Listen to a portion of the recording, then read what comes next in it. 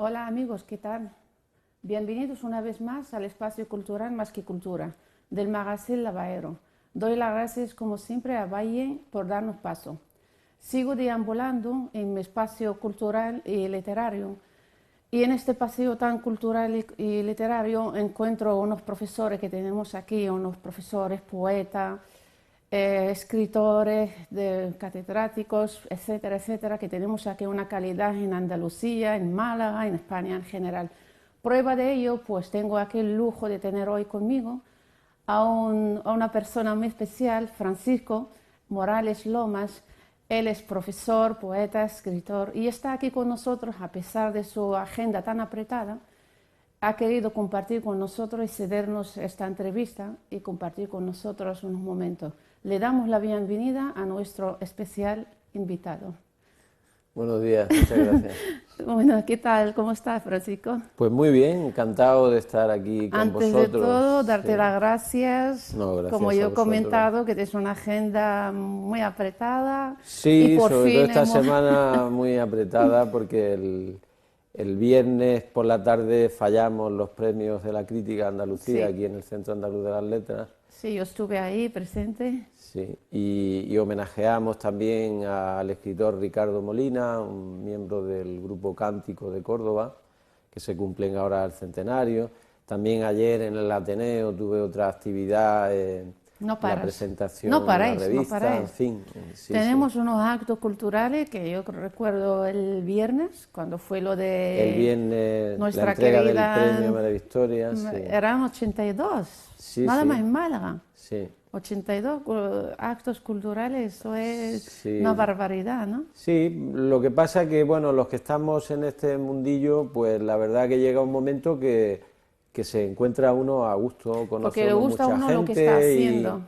y sabe uno bueno, que está haciendo una labor social, ¿no? Y eso siempre es muy de Antes es agradecer. social, cultural Claro, y la literatura. Hay que defenderla, como digo yo, sí, que da gusto, que es una cosa que te gusta y da gusto trabajar en ello, ¿no? ajá, Bueno, Francisco, tienes un currículum y yo no puedo leerlo, sí, pero corrígeme ese profesor, sí. poeta, escritor, ¿qué más? Bueno, Doctorado, hice también Derecho en su derecho, momento. eso, derecho. Estuve como pasante en un bufete. Eres natural de Granada, pero llevas ya tiempo aquí Bueno, en... nací en Jaén, en un pueblecito de Jaén que hay entre Jaén y Granada, pero es de Jaén. Y yo me formé y viví muchos años en Granada. De por la hecho, universidad. sí, yo estuve, digamos, en un periodo muy interesante en Granada, en los años 70, en donde coincidimos un grupo de escritores y poetas que luego, pues, han tenido una gran trascendencia, pues, no sé, por ejemplo, Justo Navarro en narrativa, o Luis García Montero, o Antonio Enrique, o Fernando de Villena en poesía, ¿no? Son algunos nombres de ese periodo que coincidimos Sí, de aquella época en de... esa época en Granada, sí. Actualmente eres profesor Sí, en la Universidad de Málaga.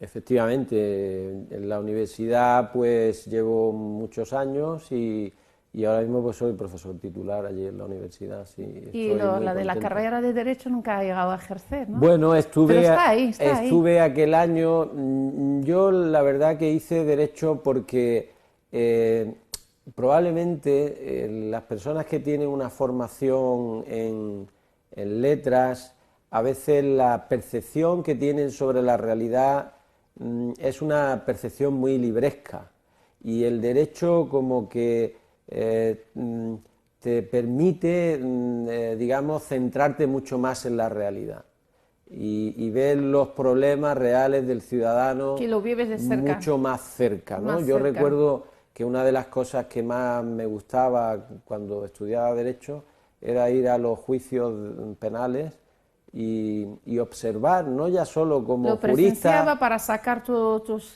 claro, sino también como literato, ¿no? Observar, en aquellos momentos yo decía, es que esa persona se está jugando 20 años de cárcel, no está interpretando ningún papel, ¿no? Y todo aquello también me servía a mí como un elemento para ver la realidad en su estado puro. Sí, no que no una te lo literatura. cuentan, que tú lo Claro, vives, y efectivamente. puedes, claro. La mejor obra literaria es esa, es asistir a un juicio de 20 años. Desde luego que sí. Ahí sí se hace una literatura realista, ¿no? Crítico literario también, pertenece a Sí, asociación, sigue siendo, no, el sí, presidente el actual es Manuel, sí. ¿no? Bueno, Manuel es de la Asociación Colegial de Vale. Escritores. ¿Y tú eres el presidente? Y yo soy de los críticos, de Los la críticos Asociación de Críticos. En Andalucía hay dos grandes asociaciones. Una que tiene su origen a nivel nacional y que luego aquí en Andalucía tiene, digamos, una subsede, que es la ACE, ¿no? ACE Andalucía, que es la que preside Manuel Gaete. Y la otra que nació aquí hace 23 años, con idea fundamentalmente de centrarse en la literatura andaluza. Tú miembro de ella y, Exacto, y la esa soy yo, el presides. presidente.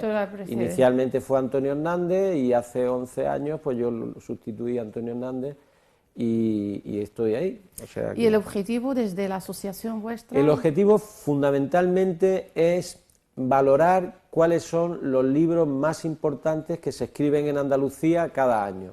Entonces nosotros al final de año nos reunimos, hacemos una valoración de esos libros, hacemos una selección. Ahora mismo hay finalistas 10 de poesía, 5 de novelas y 5 de relatos, y luego se reúne un jurado de 20 miembros, que es un jurado, digamos, muy especializado, de profesores de universidad, periodistas, críticos y tal, y se reúne y valora cuál es la obra más importante que se ha escrito en Andalucía. Antes de desarrollar esto, que vamos a hablar un poquitín más adelante, yo quería preguntarle a Francisco, ¿cómo fueron tus primeros comienzos con los libros? Porque tienes a tu espalda, corrígeme si no me equivoco, más de 60 libros. Sí. Entre ellos narrativa, sí, poesía, bueno, obras tuyas que se han llevado al teatro. Y hay muchas cosas también inéditas que no he podido...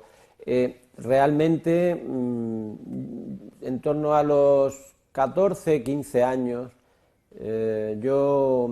era una época, claro, la época finales de los años del franquismo, una época muy gris, y los jóvenes la única vía que teníamos era la lectura, que queríamos despertar al mundo, ¿no? ¿Cómo dejar aquello plasmar en...? Sí, yo muchas tardes, por ejemplo, pues me iba a la Biblioteca Pública de Granada, que está allí en el paseo del Río Genil, y leía muchísimo.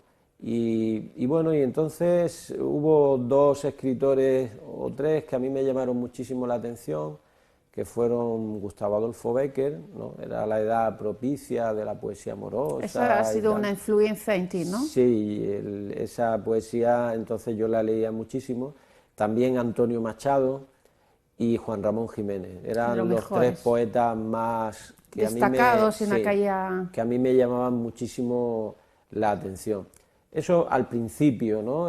Cuando bueno, uno tiene 14, 15 años, y bueno, comencé un poco a imitarlos en algunos... Sí, porque esta edad también era de lo que actualmente llamamos la ESO, porque realmente también los profesores solían mandar sobre estos libros, ¿no? Para leer, ¿no? Sí, había lecturas obligatorias en aquella época. ¿Y te mandaban como referencia a leer? Sí, efectivamente. Libro de Bécquer, como... Sí, había esas lecturas obligatorias, había que, bueno, pero no animaban en general a la lectura. Yo creo que yo llego a la literatura más que por los profesores que tuve de literatura, o las profesoras en este caso de bachiller, por una necesidad personal de conocer cosas. Ambición. Yo quería conocer cosas, ver qué sentía la gente, qué pensaba, ¿no?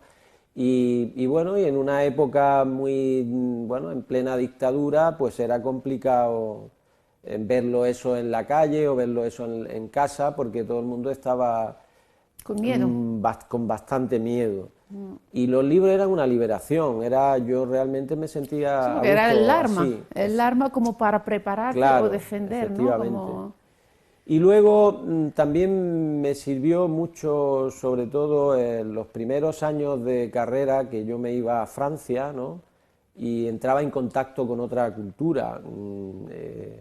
Yo creo que ese es otro momento fundamental en mi vida, ¿no? El conocer otra cultura, Tú seguías alimentándote libertad. fuera de la frontera. Efectivamente, yo me iba a trabajar y con ese dinero que traía lo dedicaba a comprar libros.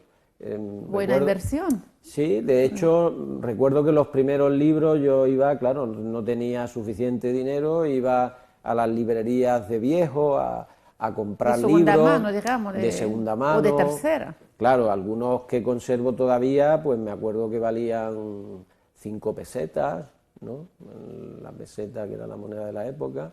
Y ahora al abrirlos, pues es como si abrieran la memoria de Es un pronto, tesoro, ¿no? es, Sí. pertenece a la historia de... Claro, una sensación muy agradable. Sí. Recuerdo que en la calle Elvira de Granada había una librería de viejo que era donde yo iba a comprar y tenía continuas conversaciones con el librero porque era una persona muy entendida en literatura, más que los profesores de literatura culta, que tenía, más culta. mucho más culta, Más culta. y me encantaba ir allí a hablar con él, y así es como comienza luego, claro, ya la formación Sí, universitaria después hace esos mucho, ¿no? comienzos, luego tú te formas, obviamente, como Claro. bien dices, tal.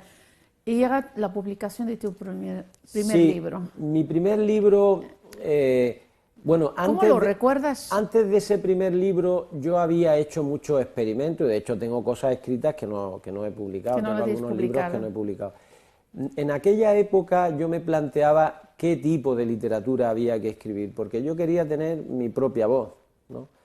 Y claro, a mí no me gustaba la literatura que se estaba leyendo en esa época, que leían todo el mundo, que Sí, tal. pero era también difícil, puesto que en aquellos tiempos que no había difusión como ahora por internet, o sea, tienes que estar leyendo a lo mejor periódico o en la biblioteca, o, Sí, ¿no? en la biblioteca fundamentalmente, pero ese tipo de literatura que había, que era la de los novísimos, a mí no me acababa de De gustar, convencer. porque, claro, estábamos en una época de transición en donde éramos jóvenes y lo que queríamos era cambiar la realidad, estábamos en plena dictadura. Y Y esa gritar, poesía, gritar y proclamar, ¿no? claro, y esa poesía era una poesía ajena a todo eso, muy culturalista, etcétera, etcétera.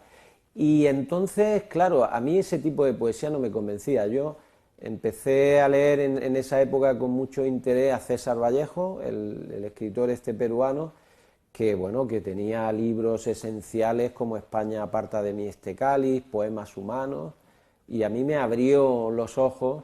Y también, por supuesto, una lectura obligatoria era Miguel Hernández. Pero tampoco quería yo hacer un tipo de literatura que fuera un discurso de los años 50, un discurso en donde la literatura fuera un instrumento. Entonces, yo aposté por una vía intermedia en donde, con una base, digamos, de denuncia de situaciones reales que yo vivía, por otra parte, pues cuando iba a la vendimia en Francia y veía los trenes llenos de personas, Esta voz trabajadores, querías sacarla yo tú quería sacar a través esa de voz. la letra. En 20 poemas andaluces, que es mi primer libro, sale esa voz, pero claro, no podía salir una voz como la voz de los años 50, porque entonces estaba imitando a los años 50. Yo quería tener ya desde mi primer libro una personalidad, y entonces me salió un libro un tanto, ahora al cabo de los años, un tanto extraño, porque tenía en muchos elementos cosas experimentales de la época, también del libro de Trilce, de César Vallejo, de algunas cosas de Miguel Hernández, pero luego también tenía esa parte, digamos, social, de denuncia, de condiciones infrahumanas, ¿Y cómo, etcétera, cómo etcétera. lo tomó, digamos, la sociedad? Porque aquello tú lo que hacías denunciaba lo que no estabais de acuerdo Claro. con él. ¿Cómo se tomó cuando tú sacas a la luz? Otra de las cosas que yo me planteo en ese momento Porque es con tenía un quién. poquitín de miedo, ¿no? También, ¿no? Claro, A la pero ya reacción. cuando sale el libro es en el 81, ya no había en ese aspecto. Claro, ya cambió la cosa un poquitín. se había aprobado la Constitución Había un en el poquitín de libertad. 78, sí, ya había, yo diría que bastante libertad en el 81, a pesar a pesar del golpe de Estado, ¿no? De aquel 23 de Tejero. Del 23F, de febrero, es decir, sí. pero que había una sensación ya social de libertad. Y bueno, yo me planteé dónde podía salir ese libro y vi que Gabriel Celaya había publicado en esa misma editorial, una editorial de Bilbao, había publicado un libro hacía unos años. Digo, bueno, pues esta editorial, si ha publicado Gabriel Celaya, será una editorial interesante. Entonces le envié el libro, le gustó, porque era un libro que decían que era rompedor y tal, y se publicó. Y bueno, fue un primer libro que me dio mucha satisfacción en el sentido de que, bueno, hay siempre ese prurito de querer expresar algo y verlo escrito, ¿no? Es una sensación muy agradable, la Tu verdad. libro, para expresar tu primer libro, publicado obviamente porque tienes más que no has publicado, expresabas el malestar, que no estabas de acuerdo, como acabas de decir, y al mencionar lo de el golpe de Estado el 23 de febrero, cayó por Tejero y por Jaime Milán del Bosch, eso causó en ti en especial, porque imagino que en muchísimos escritores que querían sacar su voz, causó tal vez una sensación de alivio. ¿Cómo Bueno, se tomó por parte de...? A mí en aquella época yo ya estaba dando clases y la verdad que la sensación que yo tuve es que había vuelto Valle Inclán a la literatura española, es decir, que de nuevo teníamos los golpistas de siempre, ¿no? Y que el esperpento se había puesto de moda en la sociedad española.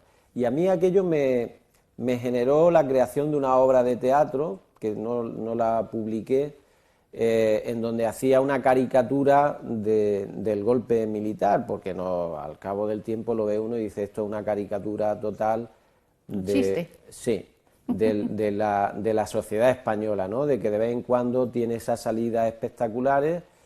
Bueno, los españoles nos movemos entre la tragedia, ¿no? El símbolo de la corrida de toros y la sangre, y el esperpento. Y ahí seguimos, porque yo creo que seguimos exactamente igual entre la tragedia y el esperpento, que son pues los dos elementos importantes, ¿no? de la literatura española. Tenemos por un lado a Don Quijote. Hay dos, exacto. Y toda esa vía esperpéntica, y luego tenemos el desgarramiento que hay en muchas obras literarias. Probablemente pues Federico García Lorca sería el otro representante de ese desgarramiento, ¿no? Sí, simbólico, vamos, sin duda alguna. Más de 60 libros, repito, aunque tú me confirmas que son más de 60, aparte de lo que no están publicados. ¿Y cómo consigue Francisco crear esta atmósfera para escribir, para estar...? Sí, bueno, hay una cosa habitual que es casi profesional, que son los libros de ensayo. O sea, los libros de ensayo, pues, bueno, son libros que se van elaborando muy lentamente. Y en el caso, por ejemplo, de las novelas yo siempre procuro escribirlas en un periodo vacacional, que tenga mucho tiempo y que me permitan una continuidad diaria, porque... ¿Pero te inspiras en la realidad o En ficción? el caso, por ejemplo, de mi narrativa, yo tengo relatos y tengo también novelas. Por ejemplo, en el ciclo de las novelas, uno de los ciclos que hice estaba basado en la transición. Entonces eran vivencias mías personales que yo las trasladaba en ese periodo. Y ahí pues hay una trilogía que trata sobre la transición española. La historia de España vivida sí, en este caso por ti. Claro, una de ellas se llama Candiota, por ejemplo, que está centrada precisamente en una calle de Granada en donde yo viví, que se llamaba la calle Candiota, que está al lado de la plaza de la universidad. Ese es el centro neurálgico y bueno, trata de un periodo determinado de esa transición española, de analizar las circunstancias. Luego hay otra que se llama La larga marcha, que está entre Jaén y Granada, y finalmente una que el extraño vuelo de la recuerda, que está ubicada, bueno, ahí se han visto como ciertas similitudes con Gabriel García Márquez, sobre todo en el imaginario que yo hago en torno a un sitio que me invento de la sierra, aislado y tal, que se llama Cártugos, ¿no? Que no tiene realidad ninguna, pero que evidentemente está inspirado en sitios que yo conozco, pero no conozco de pasada, sino conozco de que he vivido allí, he visto a sus habitantes, exacto. y que las personas que conocen la novela pueden identificar a algunos de los personajes, ¿no? Sí, lo que han vivido en aquella época, claro, y lo han tenido muy de cerca, ¿no? Claro, otros, por ejemplo, pues son personajes que son creados, es profeso, como uno de ellos que se llama Gitano Barrancos, que es un gitano que se dedica al pastoreo, a cuidar cabra y tal, y le gusta la poesía. Y es como una especie de Aedo griego que va anunciando en sus poemas lo que va a suceder en el pueblo y luego sucede, ¿no? Van anticipando lo que va a suceder, ¿no? Es casi como una maga, el mago de la historia, ¿no? Y bueno, pues esa es una trilogía. Últimamente la que más publicidad le he dado, pues se ha centrado en el siglo de oro español, y la figura fundamental que ahí aparece, que a mí me ha servido de elemento de enlace de las tres novelas, ha sido Cervantes. Cervantes aparece como personaje. Una de las tres novelas está dedicada a él, a Cervantes, que es cautivo, y las otras novelas pues tratan distintos aspectos. Por ejemplo, la última, Puerta Carmona, de ese ciclo, está centrada en Sevilla, la protagonista es la mujer, porque quise dedicarle una novela a una mujer, y ahí yo creo que bueno, que aparece una mujer con una personalidad, con una inteligencia y también con una fuerza física, ¿no? Que esa es la otra historia que siempre se ha intentado apartar a la mujer, ¿no? Tiene fuerza física, hace poco sí, como polaco, el desgraciado, ¿no? Perdón con la palabra, sí, el polaco que... Este polaco decía, ¿no? Que son pequeñitas y además no tienen fuerza. Él mismo se definió como es. Efectivamente, ¿no? ¿No? Entonces yo en esa novela quería hacer una novela en donde la mujer fuera la protagonista. Y en la otra novela el protagonista es la corrupción española, en donde digo, bueno, la corrupción no es de ahora, sino que la corrupción en España va casi en los genes de la sociedad española, y bueno, el primer gran pelotazo urbanístico lo dio un noble, ¿no? El duque de Lerma, cuando al cambiar la corte de Madrid a Valladolid, pues el año anterior empezó a comprar propiedades y al año siguiente pues ya era el más rico de España, ¿no? O sea que se aprovechó, el hombrecito ha sabido invertir, ha sabido invertir. Invirtió bien, ¿no? Sí, mejor inversión para él, sí. Está claro. Y ahora estoy metido en otra cosa. Ahora estoy... Pero yo te voy a decir, tantas obras publicadas, escritas, ¿Francisco considera que ya tiene su obra maestra? Y si es así, ¿cuál es? De todo lo que ha escrito atrás. Bueno, en el caso, por ejemplo, de poesía, dicen que mi obra mejor es Aniversario de la Palabra, un libro de poesía que se publicó en Jaén, en la Diputación de Jaén, y que estuvo a punto de ganar en su momento el Premio de la Crítica en el año 98, aquel año lo ganó Aurora Luque, el Premio de la Crítica, y también estuvo en el seleccionado para el Premio Nacional de la Crítica. Bueno, fue un libro interesante que yo al cabo del tiempo lo releo. Sí. Yo no sé si ese libro es o no... hay libros que a lo mejor desde fuera o al cabo de los años uno le tiene más afecto a unos que a otros, más, ¿no? Cariño, ¿no? Más afecto. Yo a ese libro le tengo afecto porque me ha dado mucha satisfacción en ese sentido, pero hay un libro que yo recuerdo con mucho cariño, que es El País de los Feacios, que es un libro, digamos, una parte está centrada en la memoria y la otra parte está centrado en una filosofía oriental en la que yo he creído siempre. Durante mucho tiempo yo he practicado yoga, ahora no lo hago, pero sí que lo he practicado, he leído mucho literatura hindú, y esa literatura está especialmente ahí porque es una sensación placentera para mí, ¿no? Cuando tiene yo su me esencia. Centro. Sí. Sin embargo, es un libro bueno, que a lo mejor, por las razones que sea, pues no llama tanto la atención como el otro libro. Eso en poesía, ¿no? Sí. Y luego en teatro, bueno, en teatro yo he hecho teatro breve y teatro ya más extenso. Yo no sé si ahí podríamos decir que hay alguna obra maestra. Sí, recuerdo con un especial interés una de esas obras que es un diálogo que yo llevo a cabo entre Manuel Azaña y Franco, analizando la sociedad española. Los dos coinciden, es un diálogo ficticio porque Azaña murió en los años 40 y Franco Sí, que había una diferencia de... Claro. Pero a los dos los hago coincidir en el hospital, en la misma habitación. ¿Había un biombo? No, sin cortina. No había biombo, pero Franco increpando a Azaña que él que hacía allí, ¿no? Bueno, no lo ha cogido pescando, ¿no? Bueno. Y es un diálogo, bueno, que nos, digamos, muestra en el espejo a nosotros mismos, con el toque siempre de humor, a pesar de la tragedia, porque los españoles, sí, sin el toque de humor de la cabra de la Legión, que también aparece como personaje berreando de vez en Está cuando. bien que le damos un toque de humor, De es una humor. cosa que demuestra que Sí. somos positivos, ¿no? Porque Sí. si no, no vivimos, ¿no? Sí, sí. ¿Consideras en tu caso que la poesía os da la voz, bueno, en general a todos los escritores, los poetas, pero en tu caso la poesía es vuestra voz para luchar, para defender?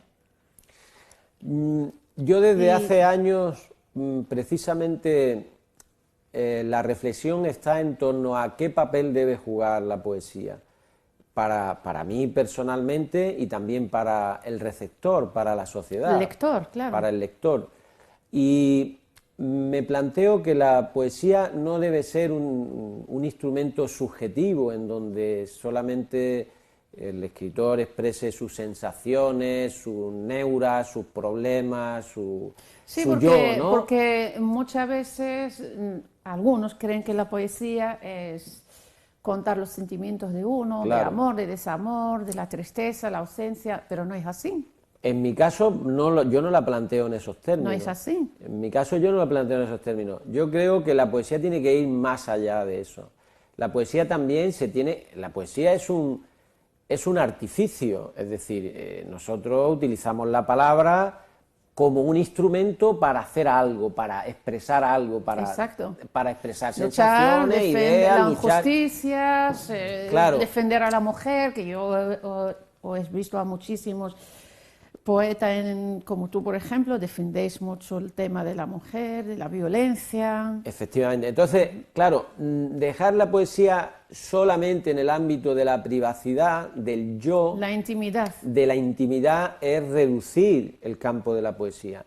También es verdad que durante una época determinada la poesía se pensó que era solamente un instrumento, ¿no? Se decía, bueno, es un arma cargada de futuro.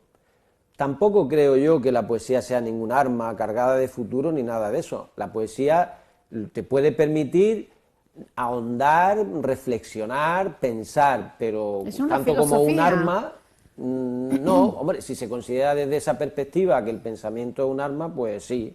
Lo del mayo del 68 decían eso, ¿no? Que el pensamiento era un arma revolucionaria. Siempre ha existido. Pero lo que sí creo yo profundamente es que no se puede reducir solo al ámbito, a la esfera del yo, sino que también hay que mirar al otro. Nosotros. Claro, y cambiar un poco la perspectiva de la subjetividad. O sea, hasta ahora la subjetividad es eso, el yo, ¿no?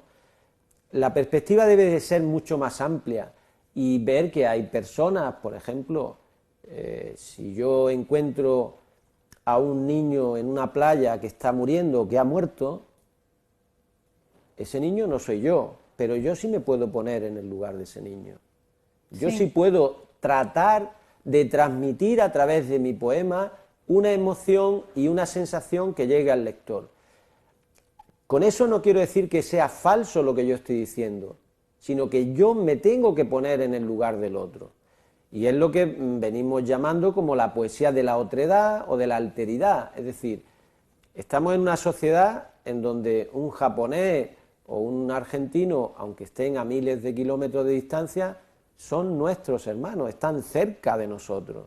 En y este nosotros caso, tenemos que sentirlos exacto, también en como este nosotros. caso podemos decir que las redes sociales, Claro. la tecnología os ayuda Efectivamente. a acercarse entre una cultura y otra. Claro, es que el siglo XXI... Para estar con el otro, tener esta empatía. Efectivamente, si el siglo XXI ha generado a nivel internacional la globalización en el ámbito económico, también la ha generado en el ámbito de los sentimientos. Claro. Eso no existía en los años 70 ni en los años 80, pero ahora mismo sí existe eso.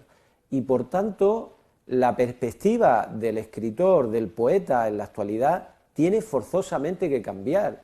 Y aquel que siga pensando que lo único que interesa es el yo suyo, su ensimismamiento como escritor, pues yo creo que se equivoca. Vamos, cada uno es libre de escoger la vía que considere, evidentemente. Pero evidentemente también desde nuestra perspectiva, porque no solamente soy yo el que piensa así, sino que hay todo un movimiento que es el humanismo solidario. Exacto, eso iba a decir, ¿no? desde vuestra asociación, el humanismo solidario, vosotros no habláis del yo, sino... Claro, hablamos... tenéis solidaridad con todo el mundo, no solo con lo que está ocurriendo en Oriente, porque... Efectivamente, hay una percepción de que no es que se anule el yo, ni que la poesía sea un instrumento de nada, pero sí de que hay que ampliar el campo en el que se debe de mover la poesía. Y ahí está reflejada la realidad, lo que vivimos. Efectivamente. Lo que se vive, por desgracia, la guerra, el maltrato. Claro, es que todo lo que está ocurriendo. Lo tenemos ahí vía informativa en segundos. Y entonces a partir de ahí, digamos, uno es más consciente de lo que está sucediendo, no solamente en tu casa en un momento determinado o en tu propio yo, sino lo que está sucediendo al lado, el vecino. Al lado. Eso es así. Seguimos hablando de humanismo solidario porque sabe que yo también pertenezco casi. En esta asociación tiene cabida para todo el mundo. Por supuesto. Tenéis sí, claro. A nuestro queridísimo, ya mismo lo vemos, Mohamed Doi, sí. el tunicino, tunicino hispanista, Abderrahman Fetah, de aquí mandamos saludos, aunque le vamos a dar saludo antes, la semana que viene. Está abierto a todo el mundo, efectivamente. A los 5 continentes, ¿no? De hecho, es la primera antología en donde se reflejan, digamos, personas del mayor número de nacionalidades, cosa que hasta ahora no había sido así, es decir, solamente pues, hispanoamericanos, ¿no? Españoles y iberoamericanos. Sí que no está cerrado nacional o el habla español. Efectivamente. O sea, que está abierto. Y bueno, en su momento pues seguramente habrá una antología más amplia que incluya hindúes o chinos o japoneses, porque yo creo que el siglo XXI o ese es el camino o no vamos a ningún sitio, a pesar de todos los habidos y por haber, ¿no? Ese debe ser el camino. Y cuanto antes se convenzan los que se tienen que convencer, pues la humanidad podrá avanzar progresivamente. Si no, no. Si no, vamos a mirarnos nuestros ombligos respectivos, ¿no? Y entonces en esa situación de egoísmo y de nacionalismo, de vuelta al nacionalismo... Que no hay fronteras. Pues se va a hacer poco. No hay fronteras. No tiene por qué haber fronteras. No hay puente en el frente, hay que romperlo. Claro, y lo estáis haciendo desde vuestra asociación Humanismo, ¿no? Solidario. Nos queda poco tiempo, pero es que yo tengo que preguntarte muchísimas cosas y me hace falta unas 3 o 4 horas sentada contigo aquí. Es un gusto hablar contigo, pero yo de verdad la pregunta que te voy a hacer ahora, quiero que me contestes brevemente, en una palabra o 2, vamos a dejarla en 2. Y luego me gustaría que me lees algo. Quiero que nos regalas un poquitín, que nuestros telespectadores te escuchen. Ya te hemos escuchado hace poco lo de Laurina, bueno, en más de una ocasión, el Laurina Torre, pero también hace poco en el acto, ese encuentro que hubo entre China y poetas y escritores chinos y españoles, que en este caso has sido tú, y José Sarria. La pregunta, ¿cómo ves el estado de la poesía, de la cultura española? ¿Cómo está el estado de la cultura española? Bueno, brevemente. En el caso de la poesía, centrándome en el caso de la poesía en concreto, yo creo que hay una absoluta libertad y pacificación en el ámbito poético. En los años 80 a partir de los 80 hubo una guerra tribal entre posiciones muy enfrentadas, pero hoy día yo creo que hay un mayor respeto, cada uno hace su obra desde su perspectiva, y esto siempre es bueno, ¿no? Los cauces de comunicación, y sobre todo también yo veo que en los más jóvenes y no tampoco en los tan jóvenes, sino en general, no de los años 70 y 80, hay una necesidad de cambiar cosas, de que la poesía tenga un valor en la sociedad. Y veo que, por ejemplo, a pesar de la crisis y eso, sin embargo, se han generado muchos más encuentros poéticos, han salido más poetas, se escribe mucha poesía y eso siempre es bueno. Evidentemente, no todos los que dicen que son poetas porque todo el mundo se apunta a ser poeta ahora mismo. Pero sí es bueno esa búsqueda de necesidad expresiva y de querer que la poesía tenga un sentido, ¿no? Siga viva en la sociedad. Y yo eso sí lo he visto, es curioso, ¿no? Pero con la crisis se han afianzado. A mí me comentaba un editor en Cataluña que había publicado en los años de crisis, había publicado más libros de poesía que nunca. Y eso, ¿cómo es? Pues no sé, la gente en lugar de salir a la calle y gastar el dinero, no sé qué, como no tiene esa... Pero es una lástima se centra en pensar, veces, en escribir, exacto, en leer, etcétera. Eso también alimentarse culturalmente, claro, digamos, ¿no? Que siga viva la poesía, que siga la cultura arriba, al poder, y te vamos a escuchar. Escoge lo que tú quieras. Voy a leer... Te vamos a escuchar. No nos queda un poema mucho tiempo. de Puerta del Mundo. ¿Dedicado a alguien en especial? Pues, ¿Tiene alguna relación con algún asunto?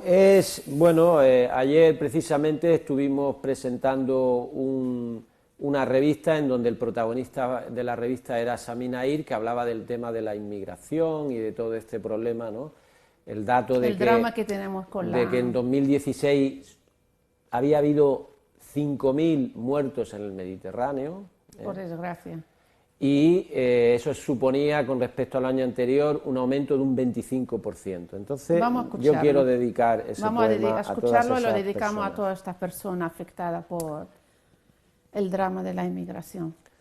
Dame tu color negro, tu oscuridad sin límites, la luz ocre y herida del desierto que llega hasta el mar con su música de sinfonía triste. Hombre de inexplicable esplendor y vergel mágico, con la palabra rota, ebrio de una patria oscura, tras una libertad que no es de este mundo, príncipe de imposibles patrias y vagabundas nostalgias, remador de tierra adentro, ágil gacela que quebranta los muros del crepúsculo y en la oscuridad gime su orfandad de naufragio. Solo quiere vivir la vida y que le dejen con sus puestas sin árboles, con su sombra umbrosa y las cimas terrenas nevadas por el viento.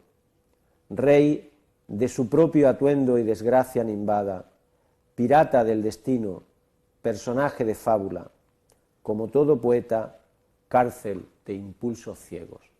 Triste. Sí. Pero ahí vemos que hay una sensibilidad. Yo aplaudo esta sensibilidad de todos los poetas que se ponen, que tengan la empatía con el otro, ¿no? Y como digo, es una tristeza por el drama que tenemos en la inmigración, pero también es una satisfacción que tenemos a estas personas que se ponen al lado del otro y intentan evitar estas cosas. Desde tus palabras, tus escritos, desde tu asociación, que me he emocionado, que espero que sigáis todos los poetas así, con la poesía, con la cultura arriba, el poder, defendiendo todos los malos. Nosotros vamos a intentarlo, de aportar un grano de arena, ¿no?, a esta causa, y en todos los sitios que estemos lo vamos a intentar Y dicho defender esto, siempre. vuelvo a darte las gracias y ha sido Gracias a un vosotros. placer tenerte aquí, para mí es un lujo tenerte aquí. Muchas gracias a vosotros. Y espero verte en más ocasiones. Que no te he preguntado proyectos, pero sí que me ha dicho que hay proyectos ahí a la vista, Sí, lo tienes hay... ahí, lo dejamos ahí porque luego ya volverás y me darás a mí la exclusiva. Machado será uno de los grandes próximamente. Lo veremos aquí. Muy bien, ¿Vale? pues encantado. Gracias, Francisco. Muchas Muchísimas gracias gracias a ti. Bueno, señoras y señores, nos tenemos que despedirnos por hoy y la semana que viene recordar que tenemos una cita aquí en Más que Cultura. Os espero y sed felices.